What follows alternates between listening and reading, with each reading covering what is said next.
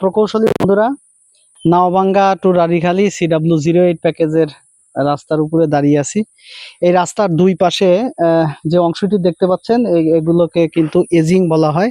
তো এই এজিং করার সময় আমাদের কি কি বিষয় লক্ষ্য রাখতে হয়?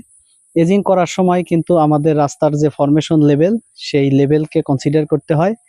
এছাড়া লাইন, লেভেল এবং গ্রেড কে কিন্তু ঠিকঠাক রেখে এই এজিং গুলো করতে হবে। এছাড়া এজিং গুলো দেখেন যে একটা ইটের থেকে আরেকটা ইটে কিন্তু ফাঁকা আছে। এই ফাঁকাটা কতটুকু থাকবে? এই ফাঁকা কিন্তু ম্যাক্সিমাম 10 mm থাকতে পারবে, এর উপরে কিন্তু ফাঁকা রাখা যাবে না।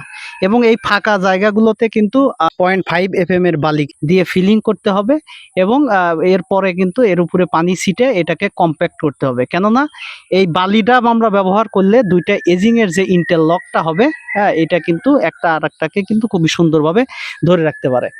তো ঠিক আছে বন্ধুরা, ভালো থাকবেন। আল্লাহ হাফেজ।